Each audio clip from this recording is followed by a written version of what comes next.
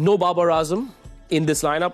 Is this Pakistan cricket's way of saying we're moving on from King Kar Lega to Team Kar Legi?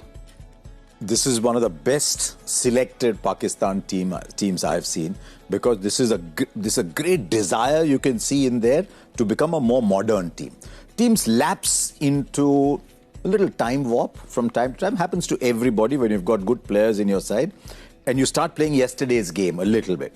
There's a great effort this time in Pakistan cricket to try and play today's game, fill it with people, bat deep, fill it with people who are very aggressive. You see how Sahibzada Farhan plays, you see how Saim Ayub plays, you see how Hassan Nawaz plays, and with a captain like Salman Agha, who's probably going through a little lean patch, but is a good player.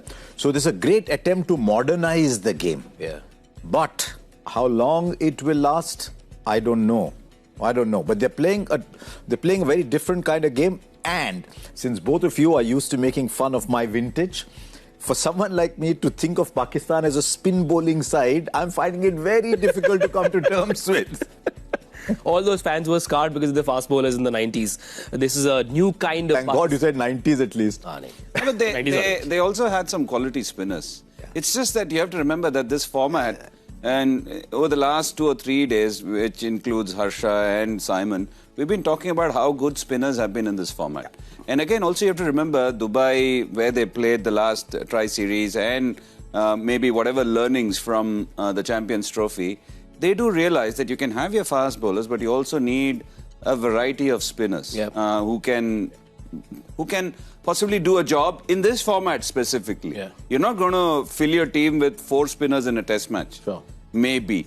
But in a format like this, where spinners have been the most economical, the most intelligent, and the most used, why not have a good variety of spinners? You realize he said most economical, most used. Fine. In between, he said the most intelligent. That is because we are the most economical, no?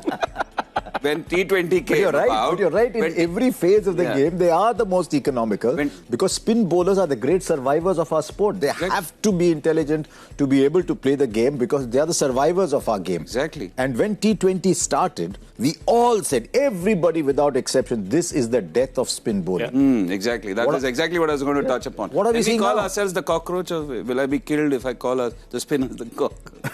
You're the survivors. I might be if I do. You won't, because it's your tribe. Yeah, correct. So.